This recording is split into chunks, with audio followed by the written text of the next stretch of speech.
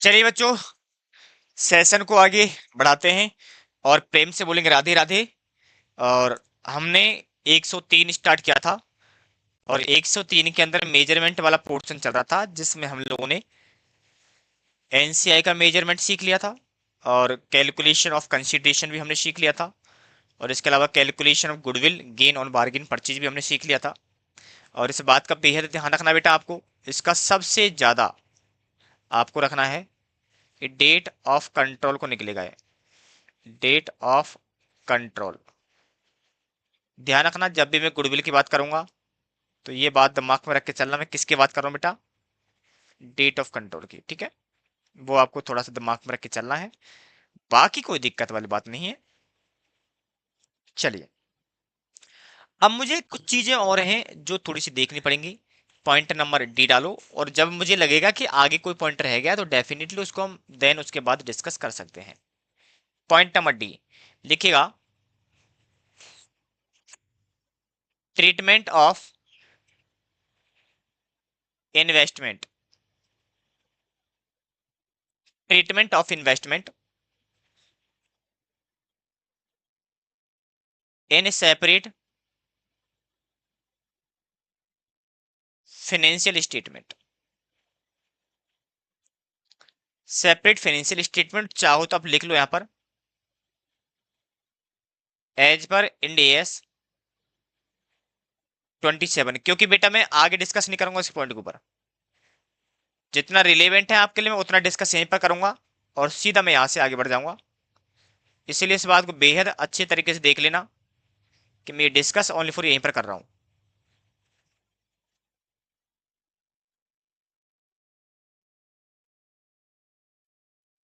ठीक है,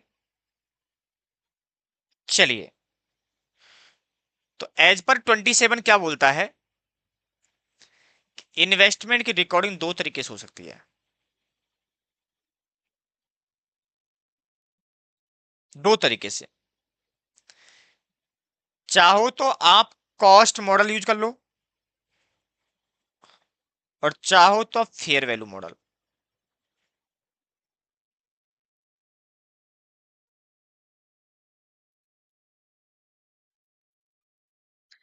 चाहो तो कॉस्ट मॉडल यूज कर लो, चाहो तो फेयर वैल्यू। लिखिए investment is presented at acquisition date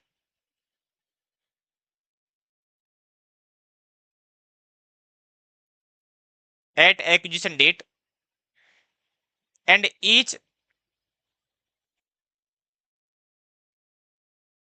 reporting date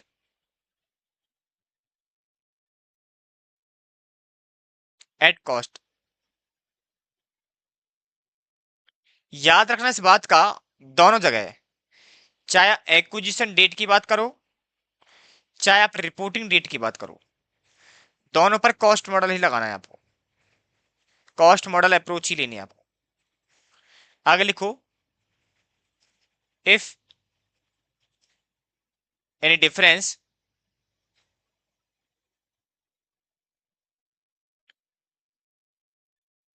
reporting date and acquisition date, then treated as impairment loss.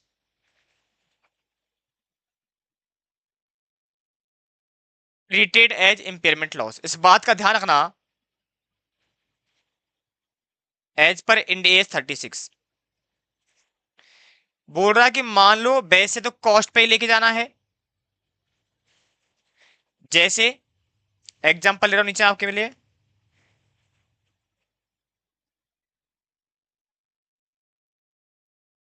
हमने क्या किया, 1/10/2023 को इन्वेस्टमेंट परचेज की है 60%, जिनकी कॉस्ट थी मान ले 12 लाख।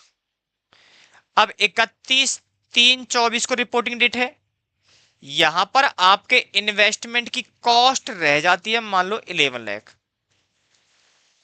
बढ़ेगी तो है नहीं, क्योंकि ये फेयर वैल्यू मॉडल नहीं है, कॉस्ट पे जाएगा। घट गई तो मुझे बताओ, जो 1 लाख का 1 लाख जो डिफरेंस आया है, ये लॉस हो गया। इस लॉस को ट्रीटेड एज इंपेयरमेंट लॉस। क्या ट्रीट करेंगे? लॉस। क्या करेंगे बेटा? लॉस। और कहा जाएगा ये? इंड एस 36, जो मैं पढ़ा चुका हूं आपके लिए, जो मैं आपको पढ़ा चुका हूं। ठीक है, तो वो यहां पर आएगा। अब इधर आ जाओ, इसमें क्या बोला गया है? फेयर वैल्यू मॉडल लगाना है तो दो तरीके देखने पड़ेंगे आपको, क्योंकि फेयर वैल्यू मॉडल लगाओगे तो डेफिनेटली डिफरेंस आएगा। बोलो है ना? Fair value through PL account और fair value through OCI account, इसको हम एफ पी एफ, एक मिनट को, एफ बी टीपीएल बोलते हैं, इसको एफ वी टी बोलते हैं। कभी कभी सुना होगा ना F B T P L, तो वही ये वाला बात है। ठीक है, कभी ऐसा कोई बोले आपसे F B T P L क्या है, तो वो मतलब उसका ये होता है, F B T P L. ठीक है ना?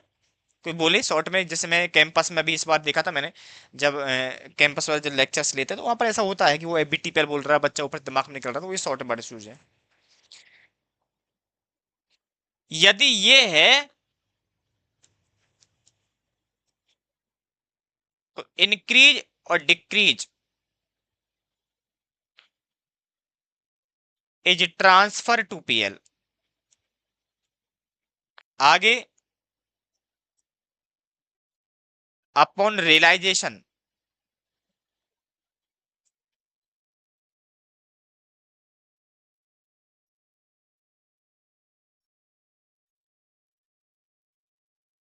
एंड डिफरेंस, वही वाली बात है।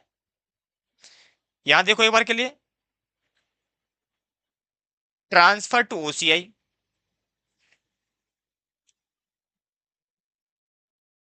मैंने क्या बोला? यहां बोला था डिफरेंस आया है।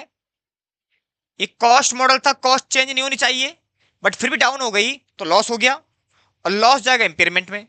लेकिन फेयर वैल्यू में तो दोनों पॉसिबल है। फेयर वैल्यू के अंदर तो लॉस और गेन बहुत पॉसिबल। लॉस है और पीएल के थ्रू किया तो पीएल में जाएगा, और ओसीएस क्या? ओसीएस से जाएगा। गेन किया तो भी पीएल में जाएगा, और या फिर ओसीआई के थ्रू लिया ओसीआई में जाएगा। तो क्या दिक्कत है? वहां डिफरेंस सीधा सीधा लॉस था, इंपेयरमेंट लॉस में जाता था। फायदा है तो इग्नोर करूंगा। यहां पर दो सिचुएशन बन सकती, नहीं बन सकती? बन सकती है। आपका जो डिफरेंस है वो लॉस भी हो सकता है, गेन भी हो सकता है। बोला गेन है, इग्नोर कर दो, और ये लॉस है तो इंपेयरमेंट में ले जाओ, जो कि इंडेक्स बोलता कौन सा? 36 बोलता है। और यहां पर प्रॉफिट है तो भी पीएल में, पीएल के थ्रू किया है तो लॉस है तो भी पीएल में, और ओसीआई के थ्रू किया है तो प्रॉफिट लॉस दोनों का जाएंगे ओसीआई में।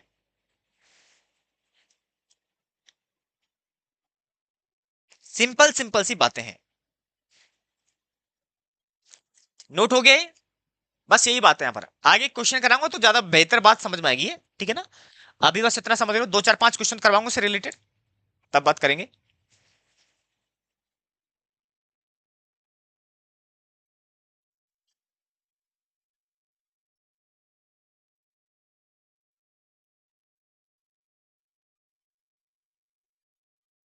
आइए, कौन सा पॉइंट हो गया? D.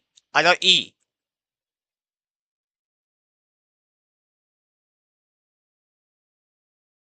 Step acquisition. Step acquisition. Step acquisition का मतलब क्या है? लिखिए, when any entity acquired investment any loads and obtain control, then such acquisition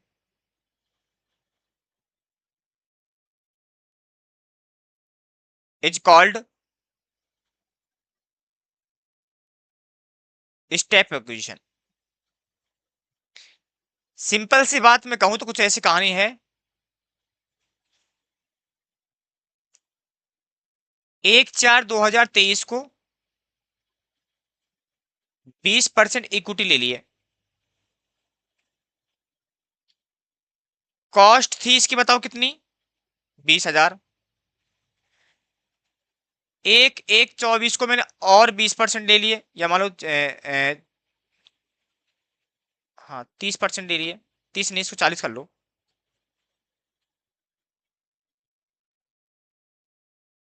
इसकी जो फेयर वैल्यू थी वो थी मान लो यहाँ पर 1,20,000, और ये जो इन्वेस्टमेंट थी इनकी फेयर वैल्यू थी, fair value of previously held investment कितनी बताओ, 35,000। तो स्टैंडर्ड बोलता है कि आप पहले खरीदा तो यहां 27 लगेगा और 28 लगेगा। अब आपका कंट्रोल आ गया तो 27 तो लगेगा लगेगा, 103 भी लगेगा। बोलो हाँ ना, क्या मेरी क्लियर है? जब इस तरीके से सिचुएशन होती है इसको बोलते हैं इक्विजिशन। और यहां पर बताओ क्या लगेगा, 31/3/24 है तो यहां पर आपका 110 लगेगा, इन 27 और 110। बोलो क्या इस कंसेप्ट में कोई दिक्कत है आपको? यदि यहां तक अंडरस्टैंडिंग में कोई प्रॉब्लम है तो मुझे बताओ, जिससे फिर इसको हम आगे बढ़ा पाए। क्लियर है? इसको भी आप नोट कर लो, इसको भी नोट कर लो आप।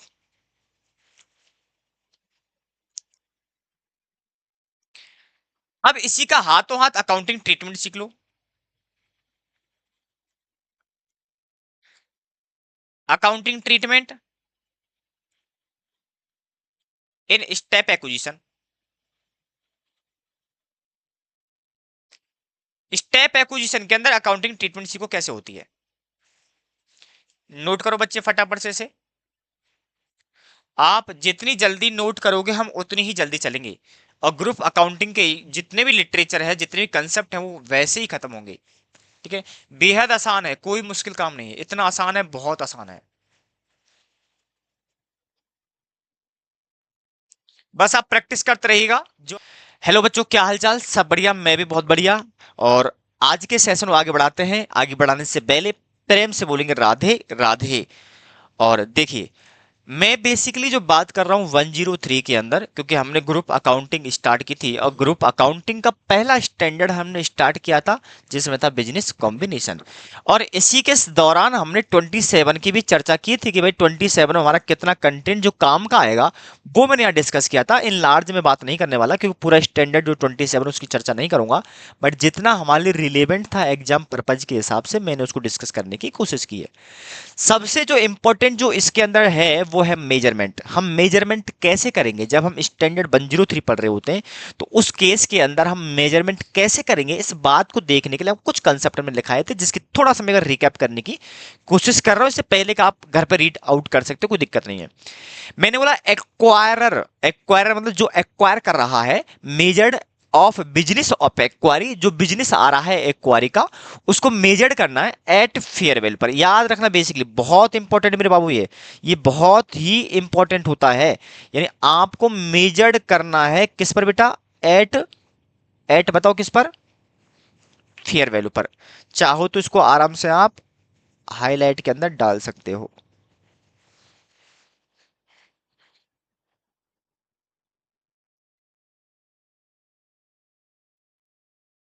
ठीक है, आप इसको हाईलाइट में डाल सकते हो एज पर इंडेक्स 103। और वो भी बताओ कब चाहिए आपको? डेट ऑफ कंट्रोल को, डेट ऑफ कंट्रोल को आपको एक तो चाहिए उसकी फेयर वैल्यू, और उसी दिन होगा उसका बिजनेस का मेजरमेंट। मेरा हाथ आज कैसे टेढ़ा चल रहा है, चलिए। क्लियर है यहाँ तक कहानी।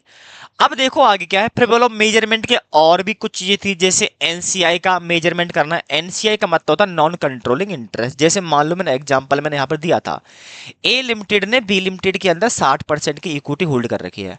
अब प्रॉब्लम क्या है कि जो इक्विटी मैंने होल्ड नहीं कर रखी है ना, वो सारे सारे एनसीआई कहलाते हैं। एएस की बात नहीं करेंगे, एएस में इसको हम माइनॉरिटी इंटरेस्ट बोलते थे। माइनॉरिटी इंटरेस्ट का लिंक ये होता है कि 50% से कम होल्डिंग होती है उनके पास, ठीक है ना। लेकिन यहां ऐसा नहीं है, आप 45% होल्डिंग के बाद भी आप कंट्रोलर बन सकते हो, एक्वायरर बन सकते हो, और 55% भी यहां पर एनसीआई हो सकता है। नॉन कंट्रोलिंग इंटरेस्ट, ऐसे शेयर होल्डर जिनके हाथ में कंट्रोल नहीं है उनको बोलते हैं एनसीआई। अब चाहे वो 60% हो, 70 हो, 80 हो, डजन मैटर, फर्क नहीं पड़ता इस बात का। लेकिन माइनॉरिटी इंटरेस्ट इस बात को डिनोट करके चलता था कि भाई 50% से कम है तभी वो माइनॉरिटी इंटरेस्ट कहलाएगा। डिफरेंस समझ में आ रहा है? माइनॉरिटी इंटरेस्ट में और एनसीआई में डिफरेंस भी है। एएस एंड डीएस में, एएस में माइनॉरिटी इंटरेस्ट बोला जाता है, यहां पर रेंज को, डेफिनेशन को वाइड कर दिया और उसको माइनॉरिटी इंटरेस्ट को बदल के क्या कर दिया यहाँ पर नॉन कंट्रोलिंग इंटरेस्ट, क्योंकि वो वाइड है, वो नैरो डेफिनेशन था। अब आइए, तो मैंने बोला ए लिमिटेड ने बी लिमिटेड के अंदर 60% इक्विटी होल्ड कर रखा है। तो मुझे जो बताओ मेरे हाथ में कितना नहीं है, मैं एक्वायरर, 60% मेरे हाथ में है तो एक्वायरर में हो गया, कंट्रोल मेरे हाथ में है। तो मुझे बताओ कितने परसेंट पर मेरा कंट्रोल नहीं है, तो सिंपल सा आंसर है 40% पर, उसको बोलते हैं एनसीआई। अब एनसीआई का मेजरमेंट होता कैसे है, यहां पर स्टैंडर्ड ना आपने दो मेथड दिए। कितने मेथड बेटा? दो मेथड दिए। दो मेथड के अंदर पहला बोलता है कि आपको प्रोपोर्शनेट नेट असेट्स मेथड लगानी है। तो सिंपल है, जो नेट असेट्स निकली है साउंड वाली एंटिटी की जिसको मैंने एक्वायर किया है, उसकी fair value of net assets ले लूंगा और जितना परसेंट एनसीआई का है उसमें सीधा मल्टीप्लाई कर दूंगा। जैसे एग्जांपल के लिए मैं आपको समझा दूं, जैसे मान लो 10 लाख रुपए की बी लिमिटेड की वर्थ है आज फेयर वैल्यू, और 40% एनसीआई है, तो मैं सीधा 40% कैलकुलेट कर दूंगा और कह दूंगा कि 4 लाख बताओ क्या बेटा एनसीआई है। क्या बेटा 4 लाख बताओ एनसीआई। ये ओनली फॉर एक पर्पज ऑफ द एग्जांपल था, आप इसको ये मत समझना कि सर हमने क्या कहां से वैल्यू ली है, हमने ओनली फॉर एक एग्जांपल के पर्पज से इसको मान के चला था, ठीक है। अब चलिए, ये मैं छोटा सा आपको एग्जांपल दिया था। अब सेम दूसरा पैटर्न भी है। दूसरा पैटर्न कैसे कि आपका इंस्टीट्यूट बोलता देखो आपने अभी कंसिडरेशन पे किया होगा, और जब अभी आपने कंसिडरेशन पे किया होगा तो वो आपने मान लो जितना होल्ड किया उतना लिया होगा। मान लो 60% का कंट्रोल है तो आपने 60% लिया होगा। तो यानी कि अब जो पीसी पे किया है वो इक्वल है 60% के बराबर। मुझे चाहिए एनसीआई वालों के बराबर का कितना होगा, तो मल्टीप्लाई 40 कर दो। तो आप इसको ऐसे भी निकाल सकते थे, जैसे मान लो आपने यहां पर कहने के लिए पीसी पे कर दिया 6 लाख रुपए का, 6 लाख रुपए का, और ये 60% के बराबर था, मुझे 40% के बराबर निकालना है, तो यहां पर भी 4 लाख आएगा। बोलो हाँ ना। क्या सर दोनों में डिफरेंस आएगा आंसर में? मैंने बोला हाँ, ये पॉसिबल है कि दोनों के आंसर में डिफरेंस हो सकता है, दोनों के मेथड से डिफरेंस आएगा। इसके पीछे मैं आपको लॉजिक बाद में बताऊंगा, क्योंकि ये पार्शियल गुडविल मेथड और फुल गुडविल मेथड कहा जाता है।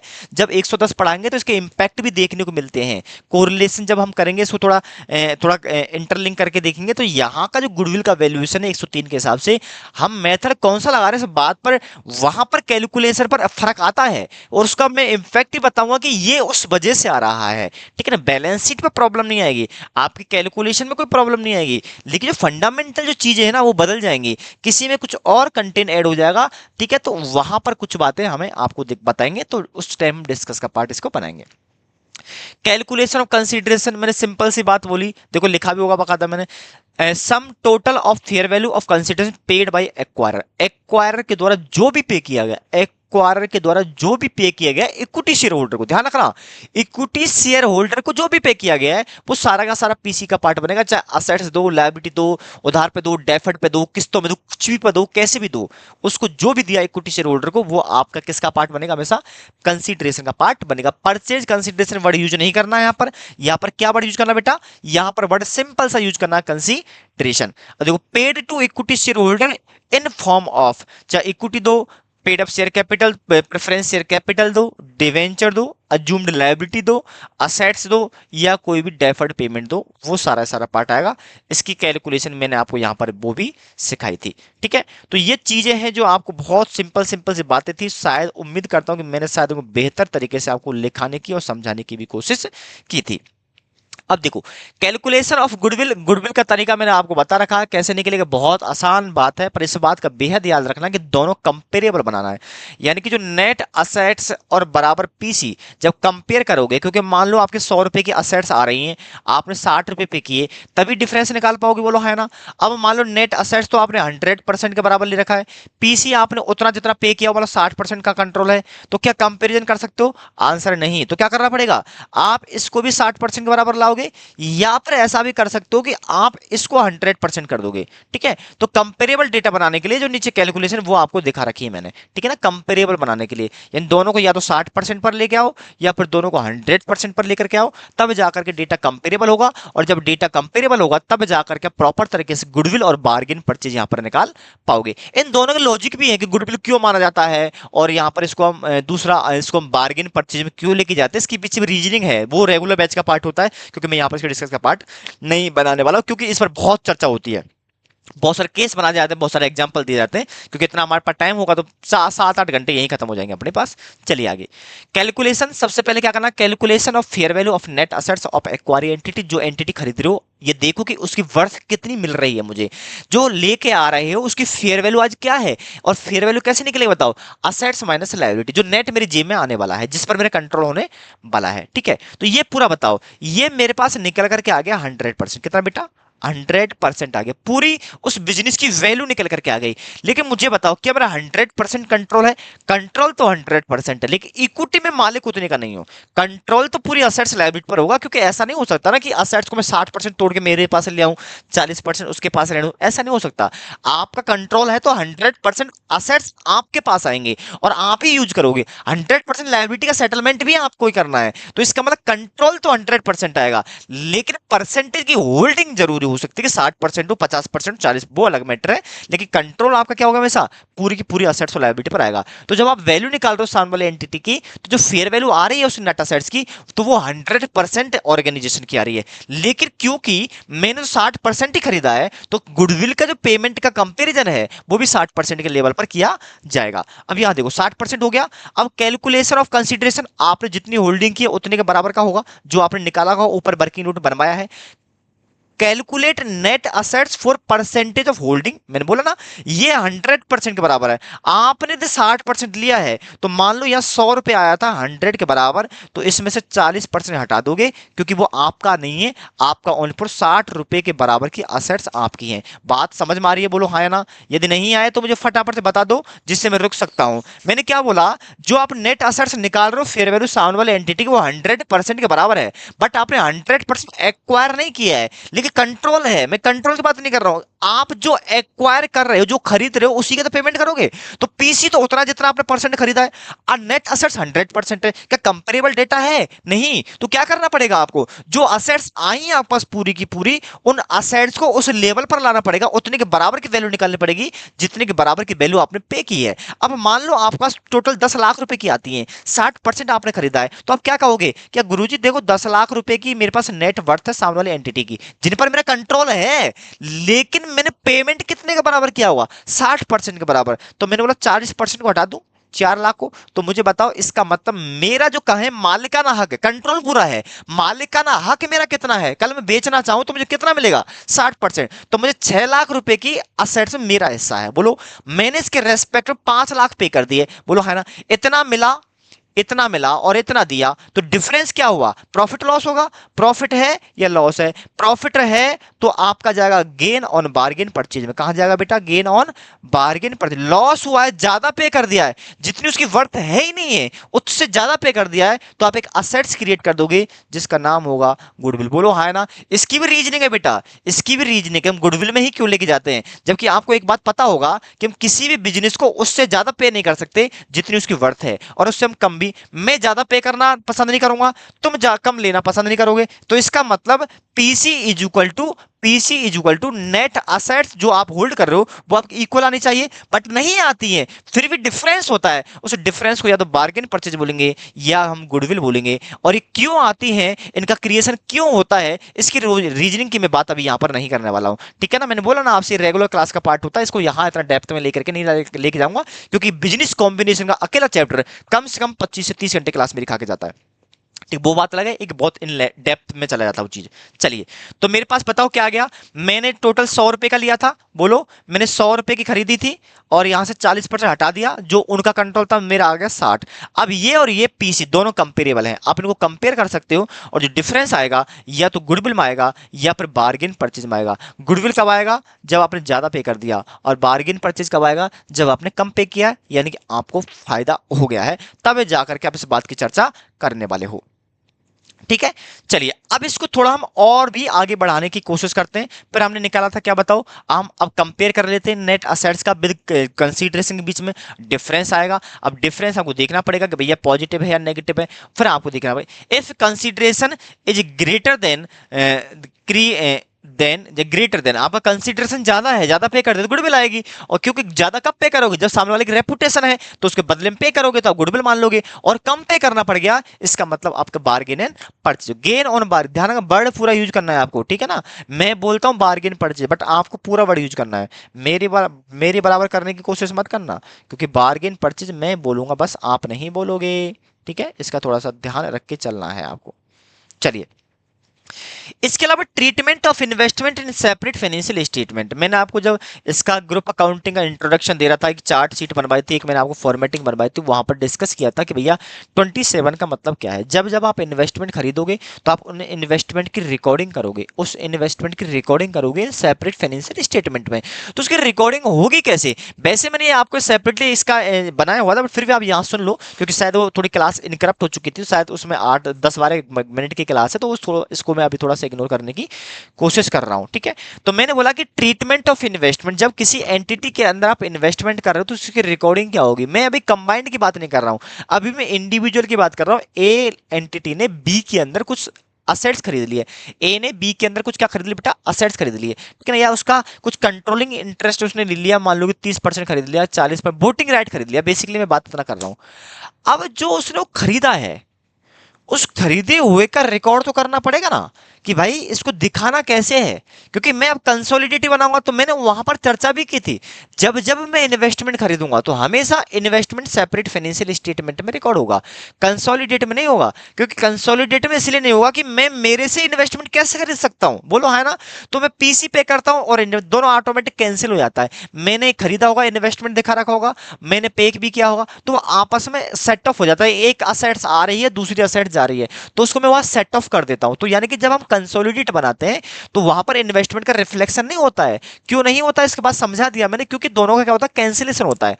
लेकिन जब इंडिविजुअल बना रहा होता हूं तब तो रिकॉर्ड करूंगा, तो रिकॉर्ड कैसे करूंगा, किस चीज पर करूंगा, फेयर वैल्यू पर करूंगा, रिवैल्यूएशन पर करूंगा, कॉस्ट मॉडल पर करूंगा, इस बात के बारे में एएस 20 से इंडेस 27 क्लियरली बोलता है।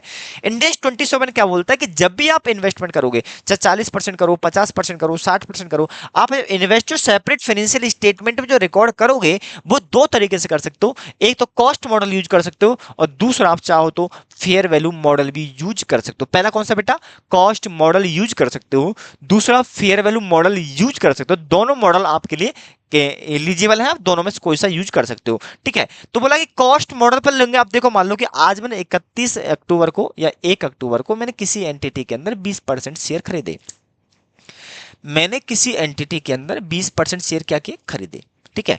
अब हुआ क्या कि मैंने जब उसमें शेयर खरीदे, तो मान लो मैं कॉस्ट मॉडल यूज कर रहा हूं, मैं अभी यह मान के चल रहा हूं कि मैं क्या यूज कर रहा हूं बेटा, कॉस्ट मॉडल। तो मैंने 100 रुपए का खरीदे, तो मैंने उस दिन, जिस दिन मैंने खरीदे हैं, उस दिन मैं अपने इंडिविजुअल बैलेंस शीट के अंदर सेपरेट फाइनेंशियल स्टेटमेंट में 100 रुपए का उस इन्वेस्टमेंट को एज ए असेट्स दिखा दूंगा, एज ए फाइनेंशियल असेट्स के नाम से। बोलो हाँ और ना, यहां तक कोई दिक्कत नहीं किसी को। अब समस्या ये है कि जैसे रिपोर्टिंग डेट आएगी 31 मार्च आएगी, तो 31 मार्च को कंसोलिडेट भी बनाओगे, अब वो 28 के हिसाब से आता है, या फिर वो 103 में आता है, या 110 में आता है, वो एक अलग मैटर, 103 में तो नहीं आएगा, या तो 28 में आएगा या 110 में आएगा, हाँ है ना। तो वहां जब मैं उसको दिखाऊंगा, रिकॉर्ड कर रहा हूँ, तो मुझे देखना पड़ेगा इन्वेस्टमेंट वैल्यू है या नहीं है, क्योंकि इन्वेस्टमेंट वैल्यू घट भी सकती है और बढ़ भी सकती है। तो स्टैंडर्ड बोलता है यदि आपने कॉस्ट मॉडल यूज कर रहे हो और आपके रिपोर्टिंग डेट और जो एक्वायर डेट है दोनों में डिफरेंस आ रहा है, जैसे 1 अक्टूबर खरीदा था इन्वेस्टमेंट 1,100,000 के, तो 100 रुपए के मैंने बुक्स में दिखाते होंगे। अब 31 मार्च आ गया, 31 मार्च पर मुझे असेट्स की रियल वैल्यू देखनी पड़ेगी कि भाई वैल्यू क्या है, और मान लो इन्वेस्टमेंट में डिक्लेन डिक्लाइन आ गया, बढ़ेगी तो हो ही नहीं, बढ़ तो सकती नहीं है क्योंकि आपने कॉस्ट मॉडल यूज किया है। बट मान लो किसी वजह से आपके इन्वेस्टमेंट की 31 मार्च को वैल्यू घट जाती है, तो दिखाओगे क्या? मान लो आपकी जो खरीदी थे 100 रुपए थी, आप 31 मार्च को आए, वैल्यू 90 रुपए रह गई, तो मुझे बताओ 90 दिखाओगे या 100 दिखाओगे? सवाल तो जहन में आता है। स्टैंडर्ड तो क्लियरली बोलते हैं इस बात के बारे में कि जितनी उस एसेट से रिकवरी हो सकती है उससे ज्यादा दिखा कैसे सकते हो? अब जिस एसेट से आपको दिख रहा है कि 90 रुपए ही मिल सकते हैं बेचने से, तो 100 रुपए दिखा दोगे क्या? नहीं दिखा सकते। इसी को बोलते हैं इंपेयरमेंट। क्या बोलते हैं बेटा? इंपेयरमेंट। इंपेयरमेंट का कंसेप्ट बीच में लेकर के आ गया हूं, वैसे पढ़ा चुका हूं मैं स्टैंडर्ड, जाकर के प्रीवियस क्लास देखो, आपको डेफिनेटली वहां पर इंडेक्स 36 ही पढ़ने को मिलेगा। तो मैंने क्या बोला कि यदि कोई असेट्स बैलेंस शीट के अंदर उसके रिकवरेबल अमाउंट से कम पर है, आपकी मार्केट में उस असेट्स की वैल्यू रिकवरेबल बहुत कम है, तो स्टैंडर्ड बोलता है कि किसी भी असेट्स को रिकवरेबल वैल्यू से ज्यादा दिखा कैसे सकते हो आप लोग? जब जो वैल्यू कमा के हमें 90 रुपए दे रही है, तो बैलेंस शीट में 100 रुपए की कैसे दिखा सकते हो? हाँ, ये हो सकता है कि कोई असेट 200 रुपए कमा के दे और तुम 100 पे दिखा दो, ये चलेगा।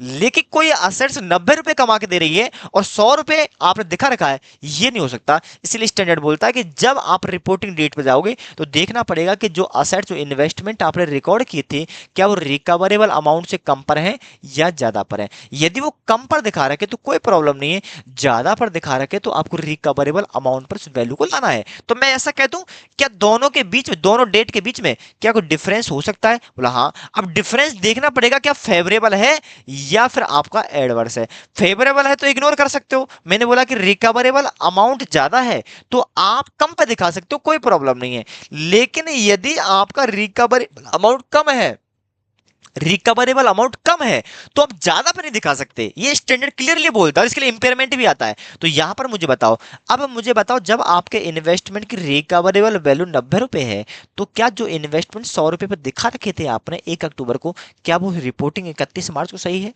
आंसर नहीं। तो इसका मतलब 31 मार्च को आप इन्वेस्टमेंट को 90 पर दिखाओगे।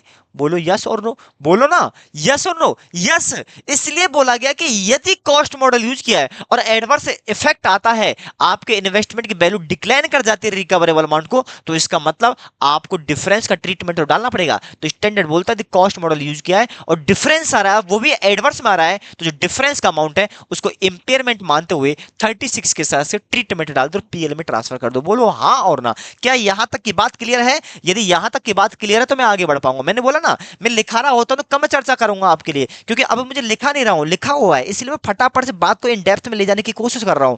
लेकिन यही बात मैं लिखा रहा होता और फास्ट ट्रैक चला रहा होता तो डेफिनेटली तो डिस्कस नहीं कर पाता। लेकिन रेगुलर बैच में इन लार्ज जाता है, बहुत ज्यादा जाता है, तो वहां की बात अलग है, ठीक है ना।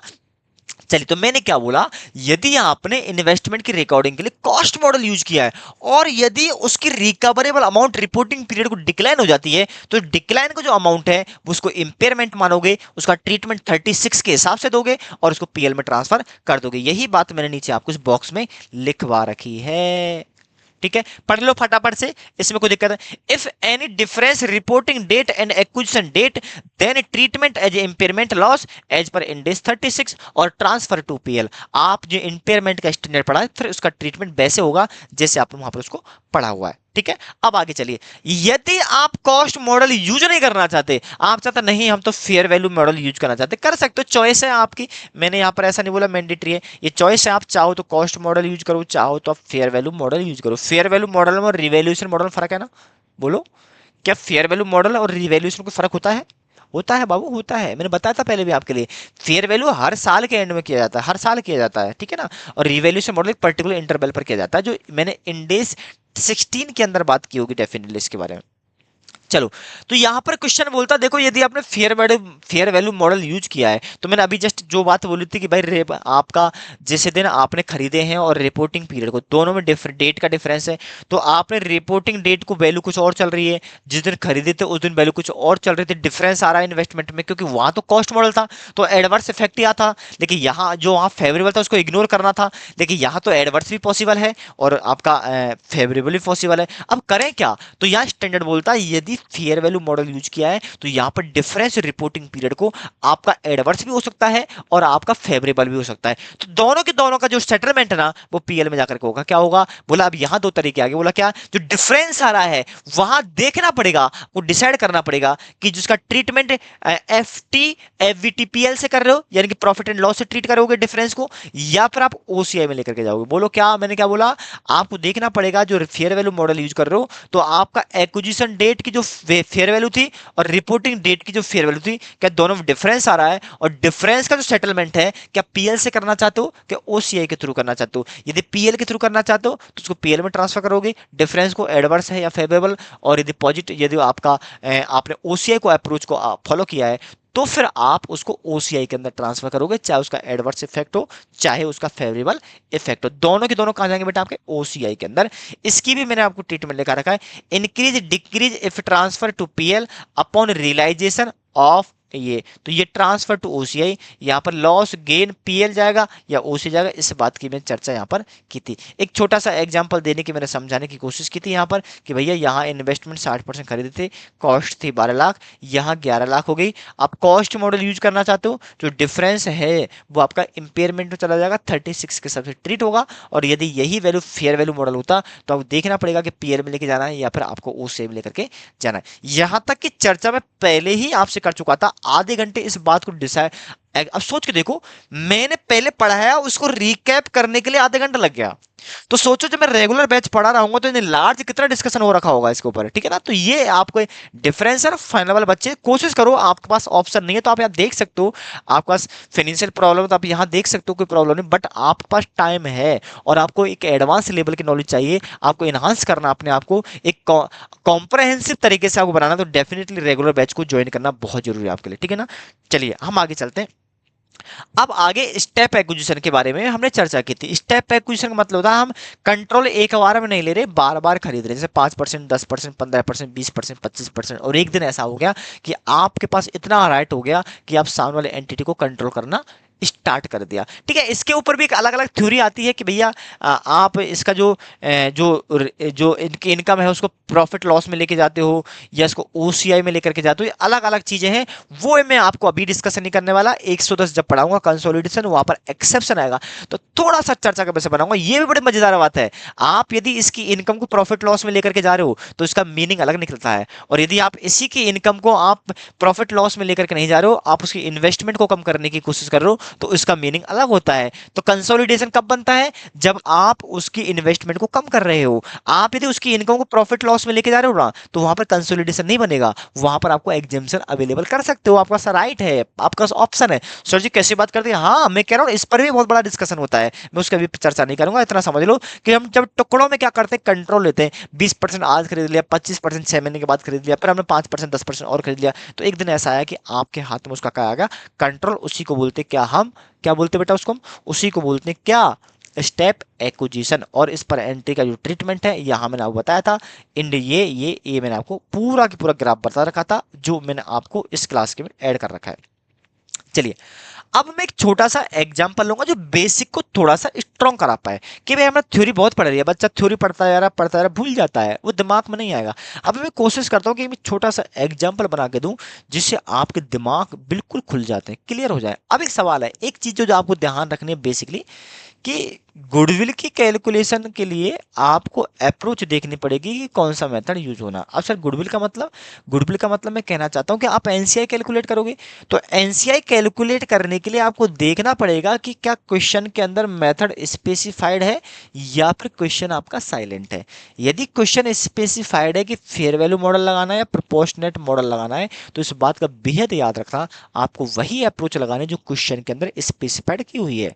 और यदि क्वेश्चन में मेथड स्पेसिफाइड नहीं है, ये नहीं पता लगा पा रहे कि भैया मेथड कौन सा लगाना है, ऐसा नहीं लिखा हुआ कौन सा लगाना है, तो आपकी जैसी इच्छा हो जो आपको करना है आप करो, आपके आंसर पर कोई प्रॉब्लम नहीं मानी जाएगी, आप उसको एज इट इज क्या करोगे, आप आराम से उस चीज को देख करके चलोगे। तो हमने बेसिकली बहुत छोटी छोटी बातें की कि भैया हमें करना क्या है, बताओ तो सही, हम करें क्या, जिससे चीजें समझ में तो आए कि करनी क्या है। हमने जो थ्योरी जब पढ़ी है क्या कोई काम की है क्या, प्रैक्टिकल कैसे लगाना ये तो बताओ ना गुरुजी। मैंने कहा, हाँ बेटा हाँ, मैं उसी की बात करने वाला हूँ, आओ चलते एक छोटा सा एग्जाम्पल बनाते हैं, जो बहुत ही शानदार मजेदार होने वाला है। एक छोटा सा एग्जाम्पल बनाना है और फिर हम अपनी बात को थोड़ा सा आगे चलने की कोशिश करेंगे।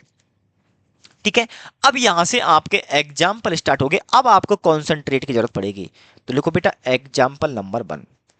इस पूरे के शायद मेरे हिसाब से मैंने इससे पहले भी लिखा है, लेकिन जो कॉम्प्रहेंसिव क्वेश्चन है एग्जाम्पल से वो पहला क्वेश्चन एग्जाम्पल आएगा।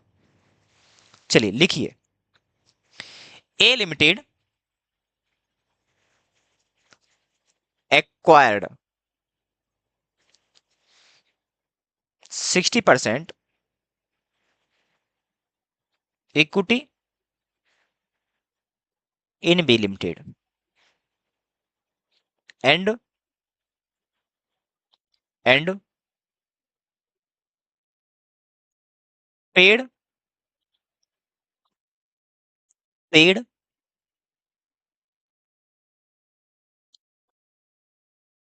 Cash of rupees 5,60,000। कितना बेटा, 5,60,000 and balance sheet balance sheet R H at 1/4/2023 and control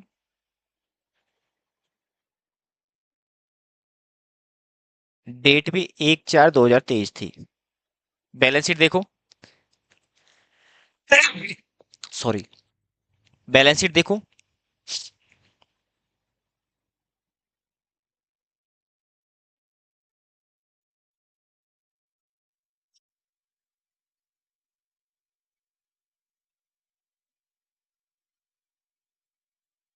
या इसको छोड़ देता,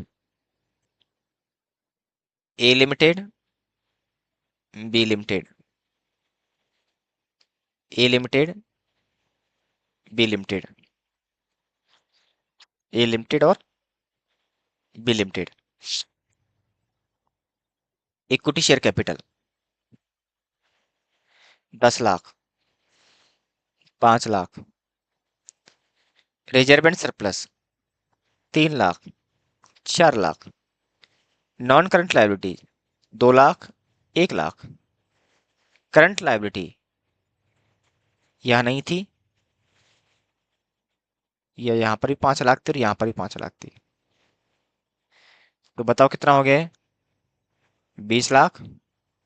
यहाँ कितना हो गया, 15 लाख।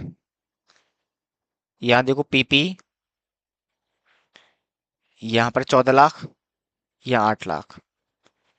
करंट एसेट बताओ, 6 लाख की और 7 लाख की। ये भी टोटल हो गया 20 लाख और 15 लाख। ये बैलेंस शीट है।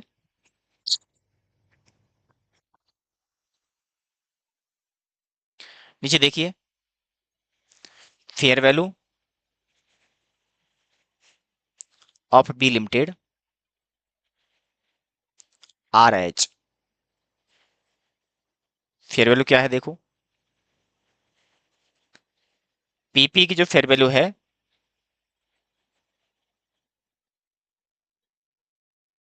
वो है मेरे पास 5,90,000। करंट एसेट जो है वो है 1,10,000।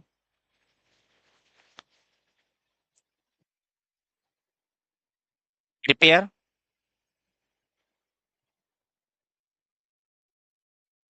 कंसोलिडेटेड बैलेंस शीट, चलो अभी कंसोलिडेटेड बात कर रहा हूँ मैं, सेपरेट की बात नहीं कर रहा मैं मन तो था सेपरेट भी कराऊं साथ के साथ में, लेकिन नहीं, हम एक एक बात को पकड़ेंगे। जो हमारा मेन मुद्दा है वो है हमारा कंबाइंड बैलेंस शीट का। ठीक है, अभी हम उसी पर फोकस करेंगे। पर जब आएगा क्वेश्चन तो एक क्वेश्चन मैं आपको इंडिविजुअल के साथ में भी कराऊंगा, ठीक है ना। इंडिविजुअल जो बना तो वैसा ही, लेकिन उसमें 27 की एप्लीकेबिलिटी आती है। Consolidate balance sheet as per Ind AS 103, date भी दे सकता है 1/4/23।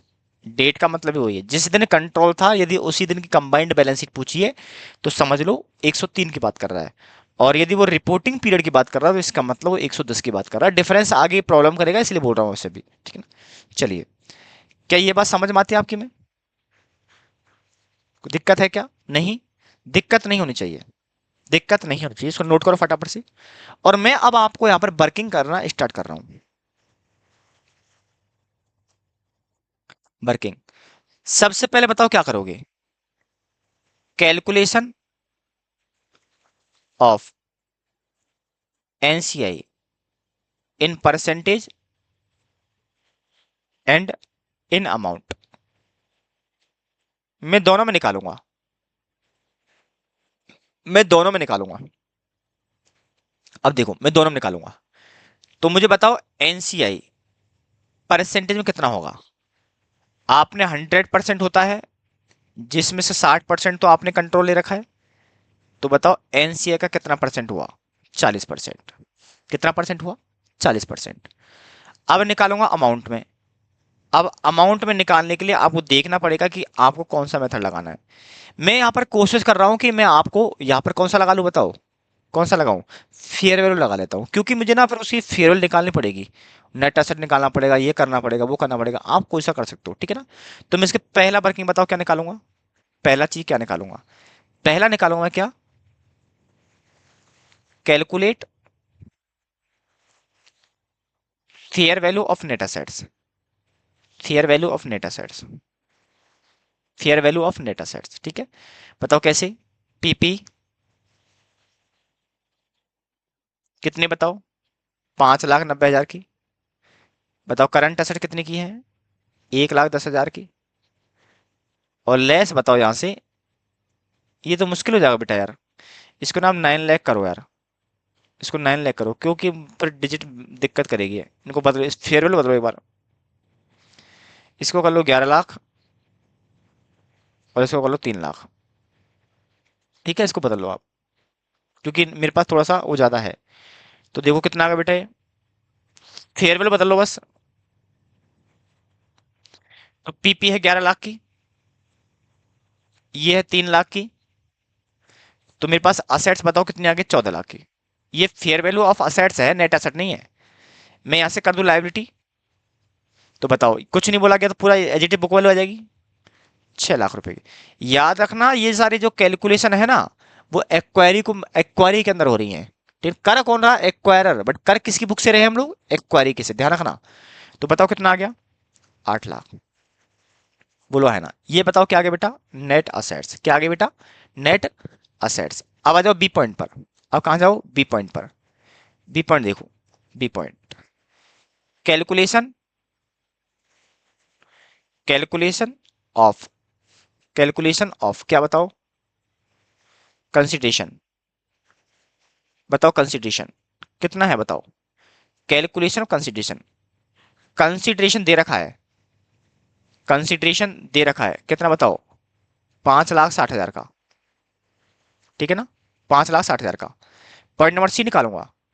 Point number C, calculate NCI. कौन सा मेथड ले रहे हो? चलो लेते हैं at proportionate method, at proportionate method, कोई दिक्कत नहीं है, ले लो। प्रीपोस्ट मेथड यूज कर लेते हैं अपन लोग। बताओ कितना बेटा आपके पास कैसे निकलता है? Fair value of net assets 8 lakh रुपए की है, इसका 40% मेरा है, तो कितना आ गया बताओ? 3,20,000। बोलो है ना, 3,20,000। Point number D, point number D, calculation, calculation of goodwill और bargain purchase, bargain purchase, bargain purchase. बताओ कितना बेटा? मैंने बोला क्या बताओ? मैंने बोला नेट असेट्स। नेट असेट कितनी क्या है आपके पास बताओ? गुरुजी 8 लाख की थी, जिसमें से मेरा हिस्सा नहीं आउटसाइडर का था 3,20,000 का। तो मुझे बताओ कितना हुआ? 4,80,000 का।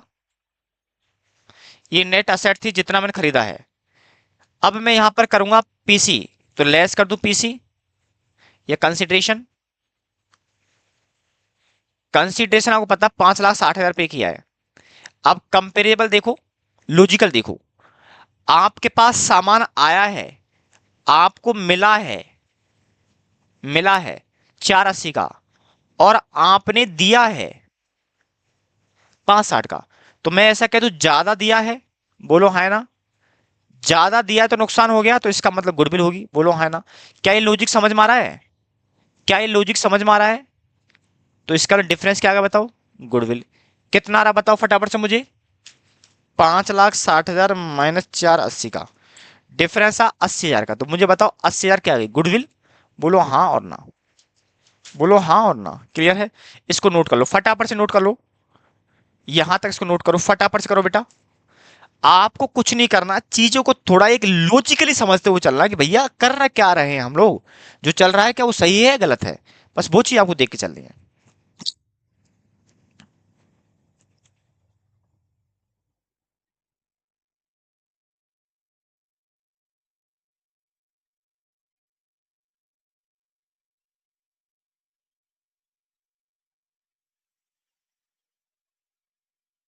ठीक है, नोट हो गया?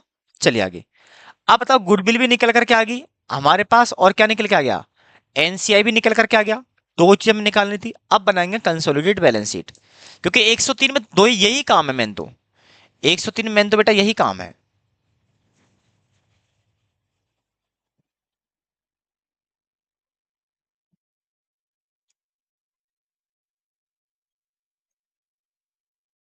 ठीक है, बनाओ कंसोलिडेट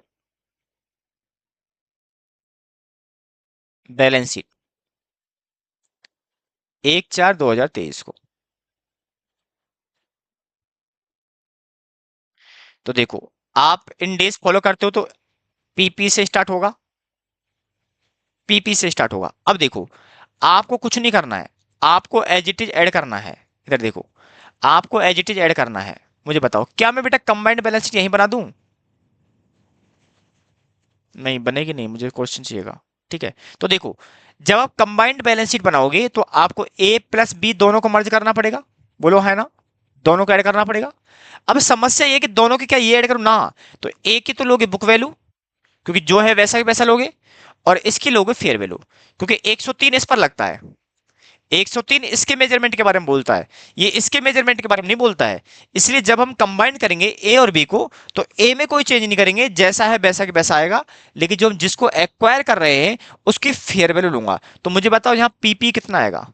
पीपी कितना आएगा? गुरुजी पीपी देखो, यहाँ एक तो है ए लिमिटेड, एक है बी लिमिटेड। तो मैं ए की तो एजिटिव बुक वैल्यू लिख दो, एजिटिव बुक वैल्यू। तो बताओ यहाँ 14 लाख और 6 लाख, तो यहाँ पर है 14 लाख और 6 लाख। ठीक है, तो यहाँ करंट एसेट्स में लिख दिया मैंने, ये 14 लाख था और 6 लाख था। अब यहां लेना फेयर वैल्यू। अब देखो, इसकी फेयर वैल्यू है 11 लाख की, और इसके 3 लाख की, दोनों ऐड कर दो। यहां है 11 लाख की और यहां है 3 लाख की। तो मुझे बताओ कितना आ रहा है? ये हो गया 25 लाख, और ये कितना होगा बताओ? 6 और 3 9 लाख, बोलो है ना? एक निकल कर आई थी, याद है आपको? गुडविल कितने का बताओ? 80,000 का। 80,000 का निकल के आया था, ये आपको ध्यान रखना है। और ये लिख सकते हो चाहो तो वर्किंग नोट नंबर 3, जो भी वर्किंग नोट नंबर है। ठीक है, तो असेट्स में कोई दिक्कत नहीं, ये हो गया टोटल। तो बताओ कितना हो गया? ये 34,80,000, बोलो है ना? ये टोटल आ गया आपका। अब आ जाओ इक्विटी तरफ, इक्विटी। ठीक है, अब इक्विटी में क्या है लोचा? आपको जब भी कंसोलिडेट बनाओगे तो इस बात का बेहद याद रखना, आप कभी भी सामने वाले एंटिटी की इक्विटी नहीं लोगे। बोलो क्यों? क्योंकि इक्विटी को मैं पेमेंट कर चुका हूं। इसके इक्विटी शेयर, इसके इक्विटी शेयर और रिजर्व एंड सरप्लस, इसके इक्विटी और रिजर्व एंड सरप्लस और पीसी, पीसी आपस में ऑटो कैंसिल होगा। बोलो, क्योंकि आपने ये तो खरीद लिया और आपने पिवट, तो ऑटोमेटिक क्या करना पड़ेगा, डिफरेंस सेटअप करना पड़ेगा। अब समस्या आ रही है कि सर दोनों इक्वल नहीं है, तो सेटअप होगा कैसे? आप एक तरफ 5,60,000 को से हटा रहे हो और इधर से आप सीधे से 9 लाख हटा रहे हो, हाउ इज पॉसिबल? तो मैंने बोला यही तो मैं कहने की कोशिश कर रहा हूँ आपसे, जो डिफरेंस है वही तो गुडविल बार्गेन परचेज है। मैंने ये नहीं कहा कि दोनों बराबर नहीं होंगे, मैंने दोनों बराबर हैं तो गुडविल बार्गेन परचेज आएगा नहीं। यदि दोनों में डिफरेंस है तो इस बात का बेहद याद रखना कि वो डिफरेंस आपका गुडविल और बार्गेनिंग परचेज से रिकॉर्ड होगा। ये जो कॉमन है यही कैंसिल होगा ना, एक्स्ट्रा देना है या लेना है वो तो आपको एडिशनली रिकॉर्ड करना पड़ेगा और मैं वो रिकॉर्ड करना पड़ेगा, ठीक है ना। तो यानी कि डिफरेंस है वो गुडविल बार्गेन परचेज आता है, जो मैंने दिखा दिया 80,000 का, बोलो हाँ है ना, आप यकीन नहीं मानो, कंपेरेबल करके देखना वही मिलेगा, ठीक है। तो ये नहीं दिखाना आपको, क्योंकि ये क्या हो गया होगा, कैंसिल। और ना ही मुझे इन्वेस्टमेंट दिखाना है, क्योंकि 5,60,000 से मैंने इन्वेस्टमेंट दिखा रखा होगा इंडिविजुअल बैलेंस शीट के अंदर, जब मैंने इन्वेस्टमेंट खरीदा 60%, तो 5,60,000 में रिकॉर्ड किया होगा इंडिविजुअल के अंदर। अब कंसोलिडेट बना रहा हूं तो वहां पर ना तो इक्विटी आएगा, नहीं क्या आएगा, इन्वेस्टमेंट, के दोनों क्या आ जाएगा, कैंसिल हो जाएगा। और इंडिविजुअल के अंदर इक्विटी भी दिखाऊंगा और वहां पर क्या दिखाऊंगा, मैं इन्वेस्टमेंट को भी दिखाऊंगा। इस बात का बेहद याद रखना है। इसलिए याद रखना जब भी कंबाइंड बैलेंस शीट बनाओ तो यानी जो एक्वायरी है उस एक्वायरी के रिजर्व एंड सरप्लस को नहीं लेना है, क्योंकि वो आपके इन्वेस्टमेंट से क्या हो गया होगा, कैंसिलेशन हो गया होगा, ठीक है। तो चलिए, तो इसका मतलब रिजर्व एंड सरप्लस में यही आएगा 10 लाख और 3 लाख, तो मैं यहां लिख दूं इक्विटी, और रिजर्व एंड सरप्लस को बोलते हैं अदर इक्विटी। क्या बोलते हैं बेटा, अदर इक्विटी। तो यहां बताओ कितना था, 10 लाख और 3 लाख, लो 10 लाख और 3 लाख। याद रखना गेन ऑन बार्गेन परचेज वगैरह होता है वो यहां लिखा था। एक एनसीआई और है वो यहीं पर आएगा, ध्यान रखना एनसीआई इक्विटी का पार्ट होता है। NCI is also part of equity but not part of the owner equity. आगे समझ में आएगा। आपका इक्विटी जो होता है ना उसमें आता है equity share capital plus other equity, इसको बोलते हैं ऑनर इक्विटी। क्या बोलते हैं बेटा, ऑनर इक्विटी। और प्लस आता है इसमें एनसीआई, इसको बोलते हैं टोटल इक्विटी। बोलो है ना। यानी मैं कहूं तो NCI is not part of the honour equity but part of the किसका, इक्विटी का। याद रखना जब आप टैक्स ऑडिट करोगे, जब किसी कंपनी के R2R के प्रोफाइल बनाओगे तो वहां पर ये जो प्रेजेंटेशन है ना, ये बड़ी इंपॉर्टेंट काम की होती है, बड़ी काम की चीज है। तो एनसीआई हमने निकाला था, आया था 4,80,000, 4,80 आया था क्या, देख लो एक बार। एनसीआई 3,20 आया था, 3,20, 3,20 आया था, 3,20। और तो कुछ नहीं है, non current liability as it is आ जाएगी, और करंट लायबिलिटी कि दोनों की फेयर वैल्यू में कोई चेंज है नहीं है, सेम सेम आ जाएगा। तो नॉन करंट लायबिलिटी हमारे पास कितने बताओ, 3 लाख की और 10 लाख की, 3 लाख की और 10 लाख की, बस खत्म। टोटल कर दो, इसका भी टोटल उतना ही आना चाहिए, 10 + 3 + 3 20 और 13, 19-20 आ रहा है, ये कैसे हो सकता है?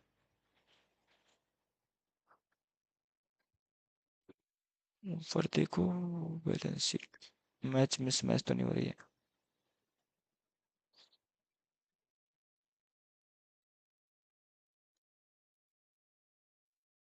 इनसे 3,20 आ गया, ठीक है।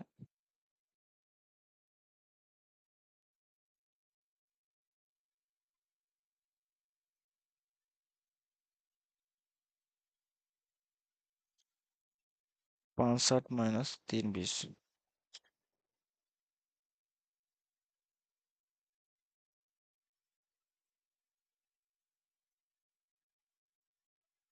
सी क्या आ रहा है, डिफरेंस कैसे आ रहा है?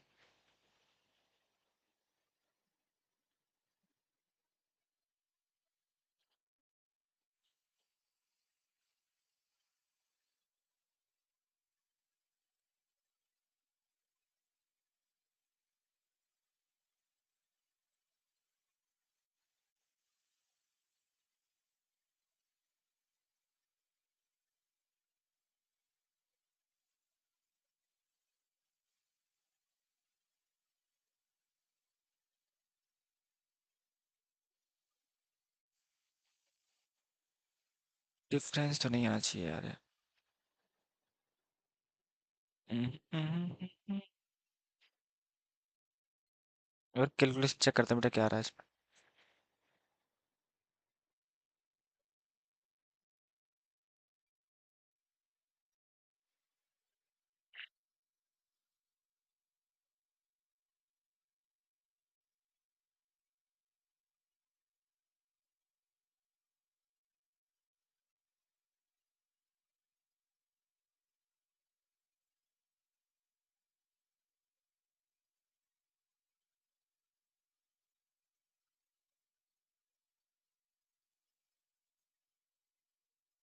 हाँ एक चीज और आएगी ना। एक मिनट रुको, एक मिनट रुको। आपका जो करंट असेट्स है ना, यहाँ से लेस और होगा 5,60,000। ये क्या आ गया? 5,60,000 करो कितना रहा है? 34.80 माइनस 5,60, बट इतना डिफरेंस तो नहीं आएगा ना फिर भी। 32 को आ रहा है।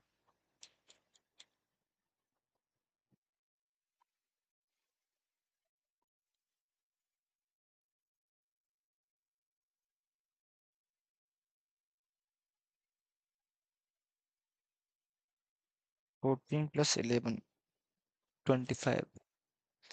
80 की गुडविल है। 9 माइनस 5,60,000, 340 यहाँ जाएगा। इसको तो सुधारो एक बार। 3,40,000। 25, 25 प्लस 340 प्लस 0.80, 29-20 आ रहा है ये तो। लेकिन इतना डिफरेंस तो फिर भी नहीं आएगा। 29-20, ये तो इतना आ रहा है। इधर देख लो आप। इक्विटी में कोई प्रॉब्लम नहीं है। इक्विटी 10 लाख की है, रिजर्व सरप्लस भी 3 लाख का है। 10 लाख और 3 लाख, कोई गेन और बार्गेन पर्चे थोड़ी ना है। नहीं। ठीक है, नॉन करंट लायबिलिटी में देखो कितना आ रहा है। ये बैलेंस शीट मैच कर रही है क्या? 5 4 9 और 10 5 15। ठीक है। 10 3 13, 15 20, ठीक है। तो 3 और 10 13। 3 10 13, ठीक है, आप कर सकते हैं अपन लोग। 10 लाख प्लस 10 लाख प्लस 6 लाख, 6 20 और प्लस 3। हाँ 29-20 आ रहा बेटा। देखो कुछ नहीं किया हमने। जब करंट असेट्स थी तो आपको पता है 6 उसकी थी, 3 उसकी थी, और 5,60,000 का आपने पेमेंट भी किया, कैश पेमेंट कंसिडरेशन के रूप में।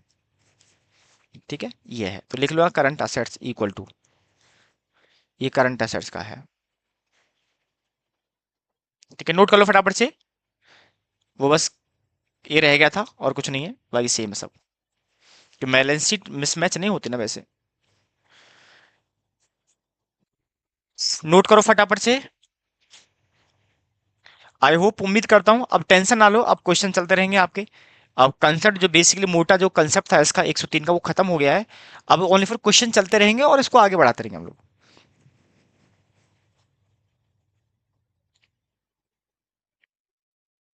ठीक है, नोट कर लो फटाफट से। बैलेंस शीट है आपकी।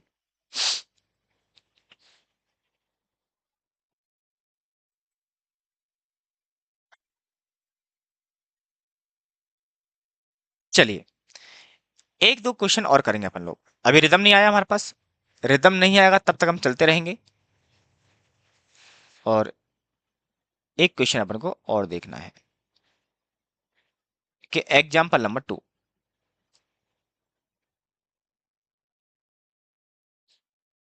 एग्जाम्पल नंबर 2 लिखिए। Balance sheet, balance sheet as at 31/3, या 1/4 करो इसको।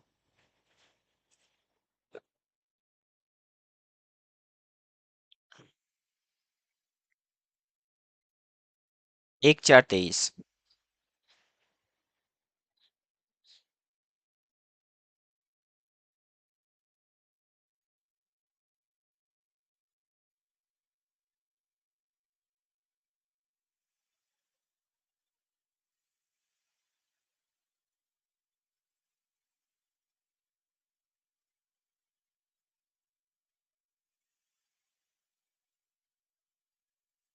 चलिए यहाँ देखो,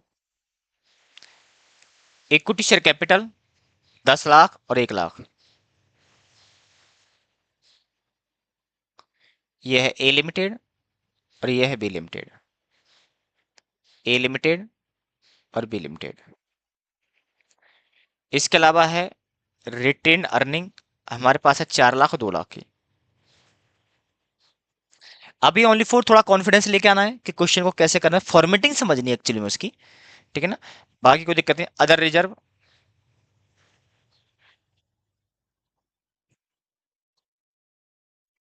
अदर रिजर्व,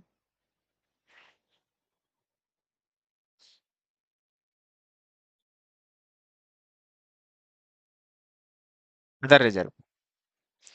अदर रिजर्व है 1 लाख और 2 लाख।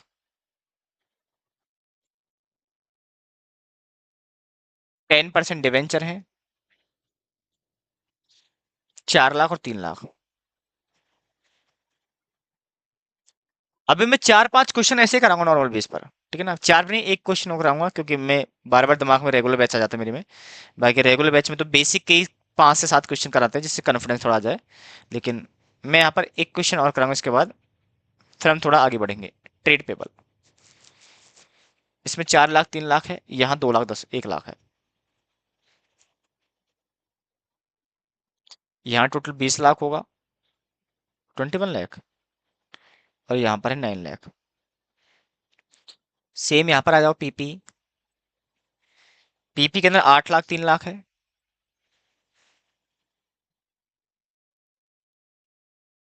इसके अलावा ट्रेड रिसीवेबल है, टीआर। ट्रेड रिसीवेबल दे रखे हैं 1,50,000 के। इन्वेंट्री है 10 लाख 4 लाख की।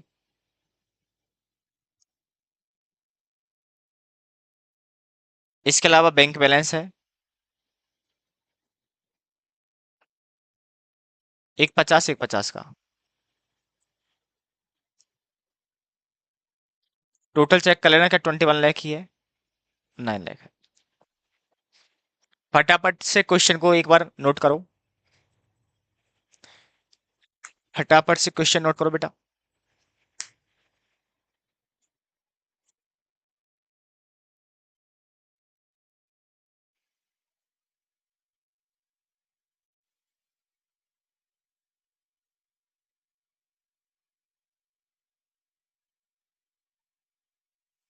क्वेश्चन नोट करो,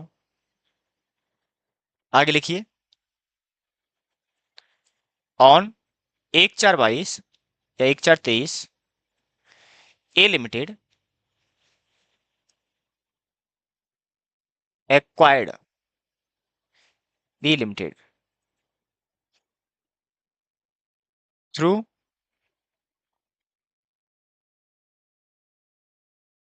exchange of equity share.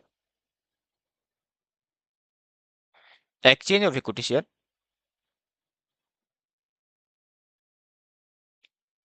Exchange ratio 2:5, यानी 5 के बदले में 2, 5 के बदले में 2। And market price of A limited is ₹500। आपको पता है मैं उसके शेयर खरीद रहा हूं, बदले में शेयर दे रहा हूं, तो मतलब जो मेरे शेयर की वैल्यू मार्केट वही तो उसकी प्राइस होगी। इसीलिए फेयर वैल्यू भी मार्केट प्राइस भी दे रखी है। नेक्स्ट पॉइंट लिखो, fair value of B limited RH PP 5 लाख, इन्वेंट्री 7 लाख, other at book value. Prepare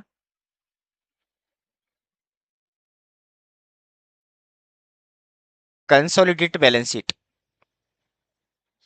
as on 1/4/23, क्योंकि यही 103 लगेगा, यहीं पर 103 लगता है। क्वेश्चन फटाफट से लिख लो आराम से, बहुत आसान क्वेश्चन है।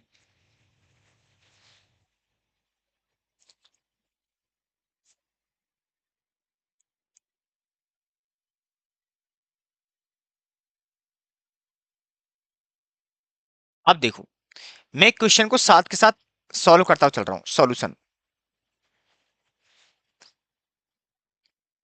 कैलकुलेशन ऑफ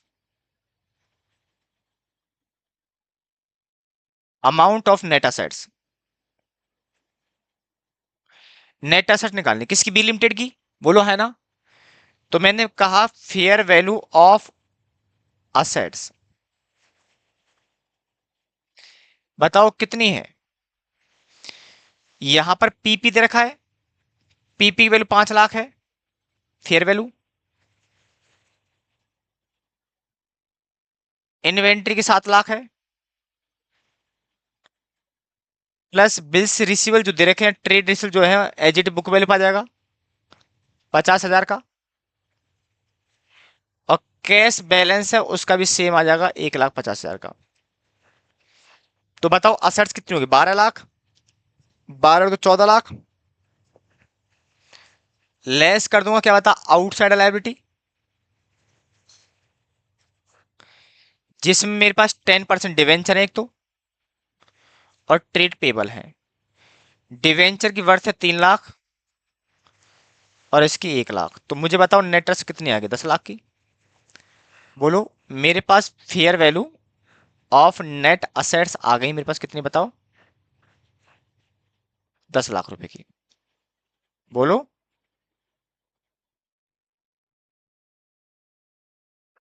यहां तक भी नोट करो फटाफट से, बरकी नोट नंबर 1 है।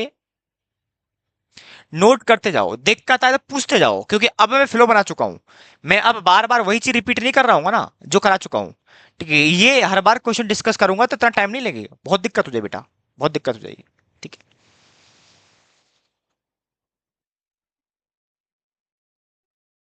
चलिए क्लियर है कहानी यहाँ तक। अब बताओ working note number 2,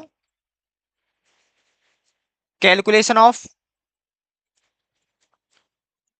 amount of NCI. Amount of NCI मैंने ये नहीं बताया कितने परसेंट एक्वायर किया है। बोलो, मैंने ये नहीं बताया है कि कितने परसेंट एक्वायर किया है, तो ये बेहद मुश्किल काम हो जाएगा।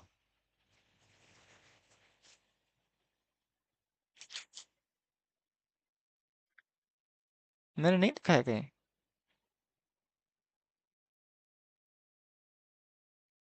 कुछ नहीं। परसेंटेज देने की जरूरत ही नहीं है, सारे ले लिए। कैलकुलेशन क्या बताओ? एनसीआई। अब देखो बेटा, एनसीआई कैसे निकलेगा? एनसीआई तो है नहीं है, तो no NCI, because 100% B limited acquired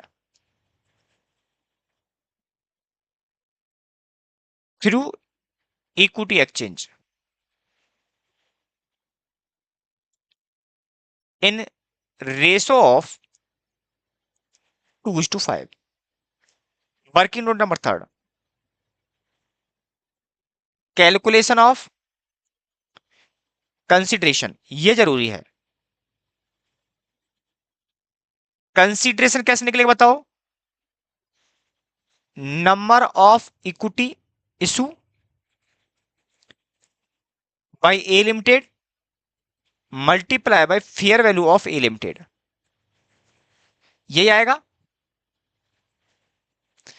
तो यहां देखो कैसे निकलेगा। आपके क्वेश्चन में कुछ ना बोला जाए, इस बात को बेहद याद रखना कि आपकी फेयर वैल्यू जो फेस वैल्यू 10 रुपए मानी जाती है, इंडियन सिनेरियो के अंदर आपके इक्विटी की फेयर वैल्यू 10 होती है, तो कुछ ना बोला जाए तो। अब देखो इसके पास शेयर कितने हैं देखना पड़ेगा। यहां पर जो मेरे पास बी लिमिटेड है, number of share of B limited, बताओ बेटा कितने हैं? गुरुजी 10 लाख, 1 लाख की कैपिटल, 10 का एक है तो हो गए 10,000 शेयर। बोलो है ना, 10,000 शेयर। तो मुझे बताओ नंबर ऑफ इशू कितने होंगे? Number of issue by A limited to B limited in ratio of exchange, in exchange ratio. बताओ गुरुजी 10,000 हैं, खुद ने बोला 5 के बदले में 2 दूंगा, तो मुझे बताओ कितना हुआ? 4,000 बोलो, है ना? तो कंसीडरेशन बताओ कितना होगा? कंसीडरेशन बताओ कितना हो गया? गुरुजी 4,000 शेयर दिए हैं, ये 4,000 बेटा है, 4,000 शेयर दिए हैं, एक की फेयरवेल 500 रुपए है, 20 लाख। बोलो इसमें किसी को दिक्कत है? पूछ लो आराम से। इस वाली वर्किंग में किसी को दिक्कत हो पूछ लो फटाफट से, क्योंकि बहुत जरूरी है। एक बार नोट कर लो, किसी को दिक्कत ना हो तो। कुछ नहीं है, वर्किंग नोट फटाफट चलता रहेगा, ये सीरीजें बनता रहेगा आपके लिए, आपको टेंशन नहीं लेनी, ये वर्किंग नोट चलता रहेगा, फटाफट से चलता रहेगा ये।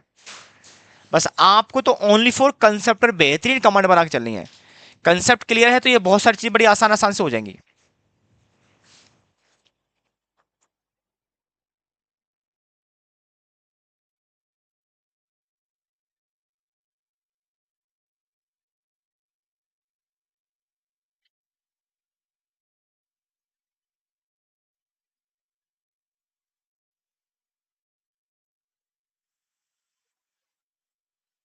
लो मैंने वर्किंग नोट एक साथ दिखा दिया। वर्किंग नोट नंबर 3 क्लियर है? आओ, कंसिडरेशन हमारा 20 लाख का आ गया, ये बात हमें पता है, कोई दिक्कत किसी को यहां तक नहीं, और होने भी नहीं चाहिए। ठीक है, अब आओ, अब बताओ वर्किंग नोट नंबर कौन सा बनेगा? 4। वर्किंग नोट नंबर बनेगा 4, कैलकुलेशन ऑफ गुडविल और gain on bargain purchase. Gain on bargain purchase बताओ कैसे निकलेगा? देखो कैसे निकलेगा। बोला कि A net assets of B limited, बताओ कितनी है? तो मैंने बोला पीपी कितनी बताओ? 5 लाख की। निकालती को प्रॉब्लम रजिस्टर अभी? हाँ निकाली ना। कितने की बताओ? 10 लाख रुपए की, पर निकाल ली है 10 लाख रुपए की। और मुझे बताओ आपके पास पीसी कितना है? बी पीसी कितना? 20 लाख का। समस्या है यहां पर, आपकी नेट असेट्स है ना पूरी, कितनी बताओ? 100% है। और तो 100% है तो मुझे बताओ गुडविल आएगा बर्गिन पर जाएगा, गुडविल आएगा 10 लाख का। बोलो क्लियर है यहां तक कहानी? किसी को दिक्कत? गुडविल क्योंकि ये भी 100% है और ये भी 100% है, तो दोनों हो गया कंपेरेबल, ये बना दिया हम लोगों ने। आओ वर्किंग नोट नंबर 5, कैलकुलेट, कुछ बचा है नहीं, अब तो खत्म हो गया। अब तो बैलेंस शीट बनाने बस। लो बैलेंस शीट बनेगी अभी जस्ट, देखो बड़े मजेदार बनेगी और आसानी से बनेगी। देखो ये बैलेंस शीट है कंसोलिडेटेड। बताओ पीपी कितना है? ऐड कर दो दोनों को, दोनों को ऐड कर दो। 8 लाख तो उसका है, 5 लाख इसका है, तो 13 लाख। गुडविल हमें पता आई है 10 लाख रुपए की, अभी निकाली आपने। इसके अलावा आपको पता है ट्रेड रिसीवेबल है, इन्वेंट्री है और बैंक बैलेंस है। ट्रेड रिसीवेबल आपको पता हो मेरे पास जो है उसका है 15 लाख, 1.5 लाख तो उसका है, और सिमिलर 50,000 उसका है, 2 लाख रुपए का। इन्वेंट्री पता है आपको, इसकी जो इन्वेंट्री है वो है 10 लाख रुपए की, और 7 लाख रुपए उसकी आई थी, तो 17 लाख की। बैंक बैलेंस पता है कि 1.5 लाख उसका था, 1.5 लाख उसका, 3 लाख। टोटल कर दो। इक्विटी शेयर कैपिटल देखो बड़ी मजेदार है। इक्विटी शेयर कैपिटल आपको पता है, यहां पर दिक्कत करेगी। मैं यहां लिखूंगा वर्किंग नोट नंबर 6 या वर्किंग नोट नंबर 5, ठीक है, इसको छोड़ रहा हूं मैं। यहां लिख दूं मैं क्या? इक्विटी शेयर कैपिटल के अंदर मैं एक वर्ड और ले रहा हूं, reserve, retain earning, retain earning और अदर रिजर्व। मैं कहूं तो इनका भी वर्किंग नोट बनाऊंगा मैं। लो वर्किंग नोट नंबर है 6, कैलकुलेशन ऑफ अदर इक्विटी, क्योंकि बेटा यहाँ अदर अलग अलग नहीं दिखाऊंगा मैं, क्योंकि बैलेंस शीट आपके इंडेक्स के हिसाब से डिवीजन सेकंड और schedule third of company 2013 apply होती है, तो अदर इक्विटी वर्ड यूज होगा। तो यहां देखो रिटेन अर्निंग किसकी बताओ, आपको पता reserve and surplus only for किसके आएंगे, ए लिमिटेड के। तो मुझे बताओ कितना है, 4 लाख, प्लस अदर रिजर्व भी है इसके पास, अदर रिजर्व है 1 लाख के। तो बताओ कितना आ गया, 5 लाख। तो ये 5 लाख यहां दिखा दो अदर इक्विटी के अंदर। एक चीज और आएगा, एक चीज और आएगा, सॉरी एक चीज बेटा और आएगा इसमें, एक चीज और आएगा, सिक्योरिटी प्रीमियम। सर ये कहां से आया, बता रहा हूं अभी। यहां देखो आपने कितने शेयर दिए बताओ, calculation of equity share capital. बताओ ए लिमिटेड की कितनी थी, ए लिमिटेड 10 लाख थी। आपने इशू और किए हैं, इशू टू बी लिमिटेड, बोलो है ना कितने, 4,000, फेशियल 10 रुपए की थी, तो यहां 40 के और आएंगे। तो बताओ 10,40,000 आ गई, बोलो है ना। आपको पता है इस बात के बारे में कि 4,000 शेयर हमने इशू किए हैं, जिसको 500 रुपए में दिया है, फेस वैल्यू 10 रुपए की है, तो 490 क्या हो जाएगा, प्रीमियम। तो यहाँ 490 निकालो, 490 मल्टीप्लाई बाय 4,000 कितना हो गया बताओ, 19,60,000। अब निकालो आराम से, आराम से चलना है, एक एक चीज को बड़ी शिद्दत के साथ बनाना है। तो ये कितना होगा बताओ, ये हो गया 5 लाख और 24,60,000। 24,60 यहां दिखा दो,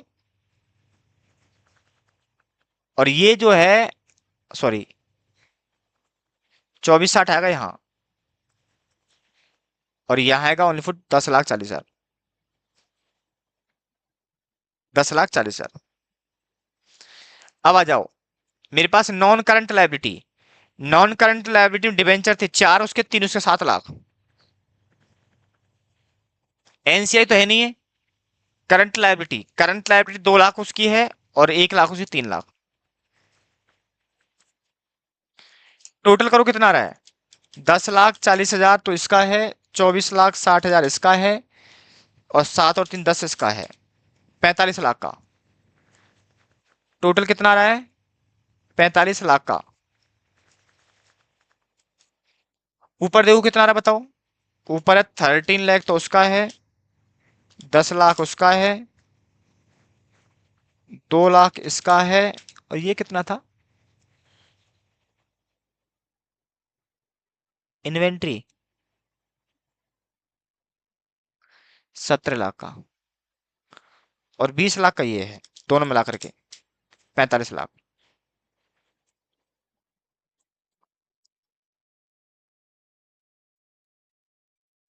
अब कुछ बच्चे बोल रहे हैं सर फॉर्मेट कैसे पता है, मैंने बोला आपको इंडेस बन कराया, मैंने इंडेस बन कराया, उसको जाकर पढ़ना, तो फॉर्मेट पता लगेगा कि क्या लगता है। एक बार फिर भी 2 मिनट के अंदर इसको मैं रिकैप करूंगा कि फॉर्मेटिंग क्या है। नोट फटाफट से कर लो बेटा एक बार, बड़ा मजेदार क्वेश्चन होते हैं इसके, बड़े मजा आता करने में, बस कंसेप्ट थोड़ी क्लियर होनी चाहिए बस। कंसेप्ट क्लियर नहीं है तो दिक्कत बढ़ेगी इसके साथ, कंसेप्ट नहीं है दिक्कत बढ़ेगी।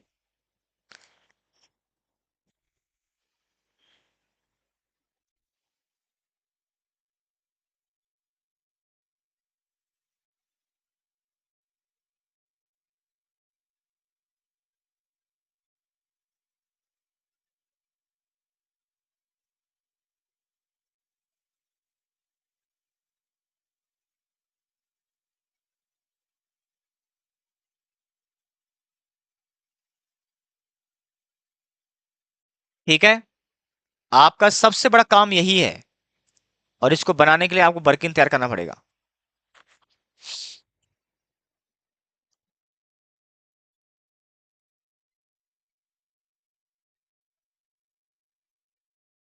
अभी बोल रहा हूं आपसे, मोर कांटेक्ट करने के लिए मेरा नंबर है 9001276236। आप कांटेक्ट कर सकते हैं, आपको रेगुलर क्लास चाहिए तो रेगुलर बैच जो बेसिकली दिसंबर 24 के लिए और जून 25 के लिए दोनों की आपके पास रिकॉर्डिंग अवेलेबल है। अभी फिलहाल रिकॉर्डिंग इसकी चल रही है, बट दोनों एलिजिबल हैं, दोनों में से कोई सा ले सकते हो आप लोग।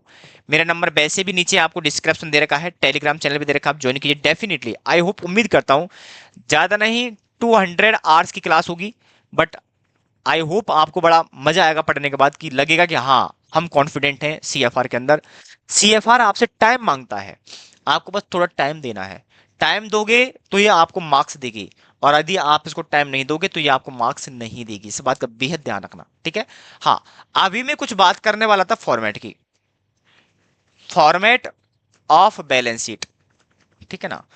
मैंने बोला फॉर्मेट के लिए इंडेस में कुछ नहीं बोला, लेकिन आपके शेड्यूल 3 ऑफ कंपनी एक्ट 2013 बोलता है फॉर्मेट के बारे में। इसके 3 डिवीजन है, डिवीजन 1, डिवीजन 2, डिवीजन 3। ये बोलता है ऐसी कंपनी जो एएस फॉलो करती हैं उनको फॉलो करना डिवीजन 1, ऐसी कंपनी जो इंडेस फॉलो करती हैं उनको लगाना डिवीजन 2, और जो एनवीएफसी है उनको लगाना 3। क्लियर है। तो ये जो फॉर्मेट में यूज कर रहा हूं आपके लिए वो यहां का है, जो आप अब तक सीखते हो आए वो ये वाला था। जिसे देखा होगा आपने, इक्विटी शेयर कैपिटल देखा होगा, रिजर्व एंड सरप्लस देखा होगा, नॉन करंट लायबिलिटी देखा होगा, करंट लायबिलिटी देखा होगा, फिर आप ये टोटल लगा दोगे, फिर आप देखोगे नॉन करंट असेट देखोगे, करंट असेट। ये जो फॉर्मेट है ना आपका, ये इसका है। अब जो इसकी बात कर रहा है ये पहले यहां से स्टार्ट होता है। पहले बोलेगा नॉन करंट असेट कितनी है, करंट असेट कितनी है, फिर इसको टोटल लगाएगा, फिर बोलेगा इक्विटी कितना है, ये फिर उल्टा हो जाएगा, ठीक है। यानी कि उसमें असेट्स पहले आएगी, लायबिलिटी साइड बाद में आएगी, ये फर्क है थोड़ा सा। तो ये मैंने आपको थोड़ा बता दिया फॉर्मेट कहां से है, कोई दिमाग में सवाल आ रहा हो तो ये आपके लिए यहां से खत्म है, ठीक है। चलिए आज की क्लास में यही ओवर करता हूं, और देन फिर हम आपको नेक्स्ट कंसेप्ट के साथ मिलेंगे।